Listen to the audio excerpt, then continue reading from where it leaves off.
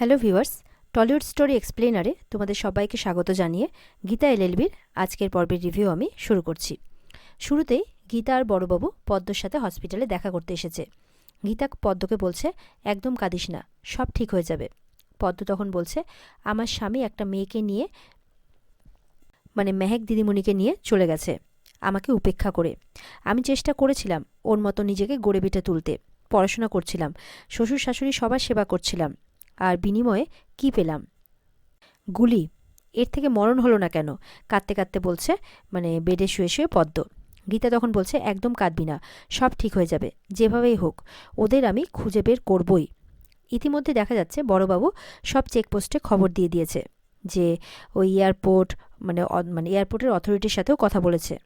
যেখানে সেখানে ওদের মুভমেন্ট দেখতে পাওয়া যাচ্ছে, ট্রেস করার চেষ্টা করা হচ্ছে, ঠিক ধরে ফেলবো। পদ্ম বলছে, ধরে না হয় ফেলবে, কিন্তু ধরে বেঁধে কি হবে? ধরে বেঁধে তো আর ভালোবাসা হবে না। এরপর পদ্ম গীতার হাত ধরে বলছে, উকিল দিদিমণি, ওকে দিয়ে দাও, ও যা চাইছে ওকে দিয়ে দাও। ও মেহেক দিদিমণিকে ভালোবাসে, ওদের তো বিয়ে হওয়ার কথা ছিল। ও মেহেক দিদিমণিকে খুব ভালোবাসে। আমি মাঝখান থেকে ঢুকে সব কিছু উলটপালট করে দিয়েছি। আমি আমার সব অভিযোগ তুলে নিচ্ছি। ওই লোকটার কষ্ট আমি আর দেখতে পাচ্ছি না, সহ্য করতে পারছি না। অনেক ভালোবাসি মানুষটাকে। অন্য কাউকে ভালোবাসে, তাকে পছন্দ করে না, অন্য কাউকে যেহেতু ভালোবাসে তাই ও আমাকে পছন্দ করে না, তাইও এমনটা করছে। বড়বাবু তখন পদ্মকে বলছে, তাই কি? তাহলে ও ক্রাইম করছে কেন? ও তো মেহেককে কিডন্যাপ করে নিয়ে গেছে, আর এটা তো একটা ক্রাইম। জোর করে গান পয়েন্টে রেখে তুলে নিয়ে গিয়ে বিয়ে করবে বলছে। এটাকে বিয়ে বা ভালোবাসা কোনোটাই বলে না। না, এটা হতে পারে না পদ্ম, এটা কখনোই হতে পারে না। এরপর বড়বাবুর কাছে একটা ফোন আসে এই ইনফরমেশনের সাথে যে প্রত্যেকটা গাড়িকে চেক করা হচ্ছে, কিন্তু এখনও কৃপানের কোনো খবর মেলেনি। তাই বড়বাবু সন্দেহ করছে যে কৃপান এরকমটা হবে আগে থেকেই গেস করেছে, তাই এই শহরের অন্য কোথাও লুকিয়ে আছে, যেখানে তাকে ধরা যাবে না অত সহজে। পদ্ম বলছে, ওকে যেতে দিন, ও মেহেক দিদিমণিকে খুব ভালোবাসে। গীতা বলছে, কিন্তু মেহেক তো ওকে ভালোবাসে না, আর এইভাবে সম্পর্ক টিকিয়ে রাখা যায় না পদ্ম। পদ্ম বলছে, আমি তো জোর করে সম্পর্কটাকে টিকিয়ে রাখার চেষ্টা করেছি। গীতা বলছে, কৃপান তো তোর স্বামী, তুই ওর স্ত্রী। এরপর বলছে, সব কিছু ঠিক হয়ে যাবে পদ্ম, ওকে তোর কাছে ফিরতেই হবে, ফিরতেই হবে। এরপর বড়বাবুর কাছে আরেকটা ফোন আসে। গীতা বলছে, কি হয়েছে? তখন বড়বাবু বলছেন, রাজারহাটের দিকে একটা মেয়েকে সালোয়ার কামিজ পরে দেখা গেছে, সঙ্গে দুজন ব্যক্তি। লোকাল পুলিশ ধরার চেষ্টা করছিল, কিন্তু সেখান থেকে ওরা উধাও হয়ে গেছে। এরপর গীতা সন্দেহ করছে, তার মানে ওরা ওই অঞ্চলেই আছে। ওদিকে কৃপান মেহেককে একটা ঘরে নিয়ে এসেছে। মেহেক তাকে ছেড়ে দিতে বলছে। কৃপান তখন তাকে জোর করে ধরে রেখে বলছে, তাহলে এতদিন তুমি আমার সাথে নাটক করছিলে? তোমাকে মেরে ফেলবো, আমি মেরে ফেলে দেব। উত্তরে মেহেক বলছে, সেটা তুমি পারবে না, কারণ তুমি আমাকে ভালোবাসো, তুমি আমাকে মারতে পারবে না। কৃপান বলছে, ঠিক ধরেছ, আমি তোমাকে মারতে পারবো না, কিন্তু নিজের কাছে ধরে রেখে দেব। এরপর কৃপান বলছে, ওই গীতা আর ওই বড়বাবু মিলে সমস্ত চেকপোস্টে তল্লাশি করছে, আমি এয়ারপোর্ট পর্যন্ত পৌঁছতে পারলাম না। মেহেক তখন কৃপানকে বলছে, পাগলামি করো না, এসব বন্ধ করো, আমি বিবাহিতা কৃপান, এক জন্মে সব কিছু পাওয়া যায় না, পরজন্মে যদি কিছু থাকে। তখন কৃপান কিন্তু কোনো কথা না শুনে মেহেকের উপর চিৎকার করে বলছে যে ওই সব আমি মানি না, যা হবে এই জন্মেই হবে, তুমি আমার আর তুমি আমারই থাকবে। মেহেক এবার কৃপানের উপর চিৎকার করে বলছে, তুমি বুঝতে পারছো না, আমি বিবাহিতা, অঙ্কিত আমার স্বামী, তুমি শুনতে পাচ্ছ না? আমি অন্য কারোর স্ত্রী। কৃপান তখন বলছে, তাহলে সে থাকবে না, শুনে রেখো। মেহেক কিন্তু ভয়ে তখন চুপ করে যায়। কৃপান এদিকে কালীবাবুকে অঙ্কিত কোথায় এটা খবর নিতে বলে, আর অঙ্কিতকে খুঁজে পেলেই কোনো একটা ফাঁকা জায়গায় নিয়ে গিয়ে শ্যুট করে দিতে বলছে। কালীবাবু বলছে যে আমি ওইসবের মধ্যে ঢুকতে চাইছি না কৃপান, তুমি বুঝতে পারছো না কেন? কৃপান তখন তাকে মোটা টাকার লোভ দেখাচ্ছে, আর তার সুরক্ষার ব্যাপারটাও বাবা দেখবে, কিরণকান্তি ব্যানার্জি এটা তাকে বলছে। তাকে কেউ নাকি টাচ করতে পারবে না, এই আশ্বাস দিয়ে কালীবাবুকে অঙ্কিতকে শ্যুট করার কথা বলছে।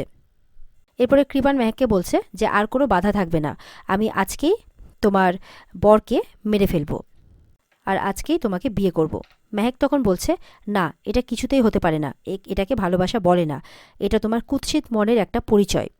এরপর কৃপান কালীবাবুকে অঙ্কিতকে খুঁজে বের করতে বললে কালীবাবু তখন বলছে, কোথায় খুঁজবেন? এরপর কালীবাবুকে কৃপান যাতে অঙ্কিতকে সহজেই খুঁজে পায় তাই অঙ্কিতের ফোন নাম্বারটা দিয়ে দিচ্ছে। এরপরে সেই কালীবাবু একজন গোপন ব্যক্তি সেজে তার পরিচয়কে গোপন করে অঙ্কিতকে ফোন করছে, বলছে যে আপনার স্ত্রী কিন্তু নিখোঁজ, কারা যেন তার স্ত্রীকে ছক কষে তুলে নিয়ে গেছে, সে নাকি সব জানাবে অঙ্কিতকে, এমনটা বলে অঙ্কিতকে মিট করতে বলছে। এমনকি এটাও বলে যে তারা নাকি খুব ডেঞ্জারাস, মেহেককে নাকি মেরে দেবে। এমনটা ভয় দেখিয়ে তাড়াতাড়ি আসতে বলে। আর ওদিকে অঙ্কিত তো ভয় পেয়ে যায়। ঠিক তখন অঙ্কিতকে ফোন করেছে এলিন যে মেহেকের কোনো খোঁজ পাওয়া গেল কিনা। অঙ্কিত তখন এলিনকে বলছে যে এইমাত্র একটা লোক ফোন করেছিল আর এরকম এরকম সবটা বলল। পুরো কথাটা বলতে বলতে অঙ্কিত থেমে যায়, পুরো কথাটা বলে না যে তাকে লোকটা ফোন করে মেহেকের কথা বলেছে।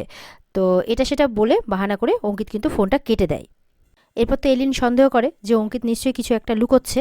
এলিন বলছে যে মেহেক সম্পর্কে নিশ্চয়ই কোনো খবর পেয়েছে আর আমাদের কাছে সেটা গোপন করে যাচ্ছে। আর গীতাকে ফোন করে কিন্তু এই অঙ্কিতের ব্যাপারটা সবটা জানিয়ে দেয় এলিন। গীতা তখন ধরতে পেরেছে। গীতা বলছে যে আমার মনে হচ্ছে যে কেউ ওকে ফাঁদে ফেলার চেষ্টা করছে। গীতা জানতে চায় যে অঙ্কিতকে কে কে ফোন করেছিল। এলিন বলে অঙ্কিত তাকে সেই ব্যাপারে কিচ্ছু জানায়নি আর তার সন্দেহ হচ্ছে যে অঙ্কিত নিশ্চয়ই কোনো বিপদে আছে। গীতা তখন সেই ব্যাপারটা দেখছে বলে ফোনটা রেখে দেয়। এরপরে কালীবাবু কিন্তু অঙ্কিতের কাছে পৌঁছে যায় অঙ্কিতকে মারবে বলে।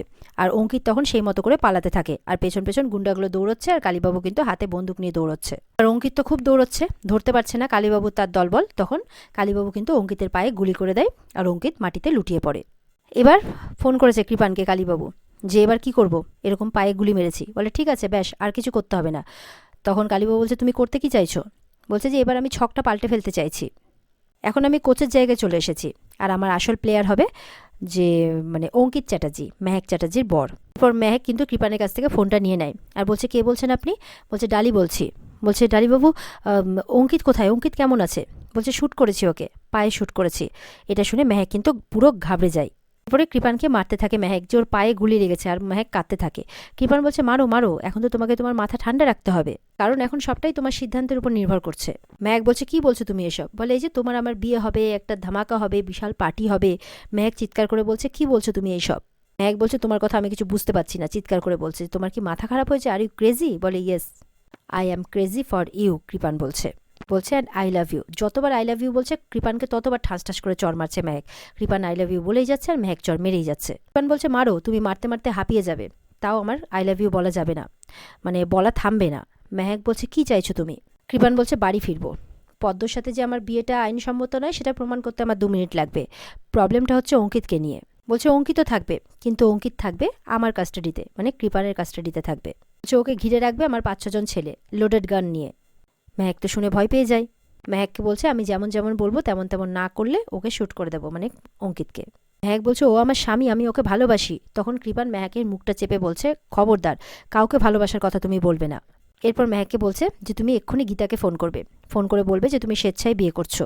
মেহেক তো শুনে অবাক হয়ে যায়। কৃপান বলছে তার আগে এঙ্গেজমেন্ট পার্টির ঘোষণা হবে, সেখানে তোমার পরিবারের সবাই থাকবে, আমার পরিবারের সবাই থাকবে।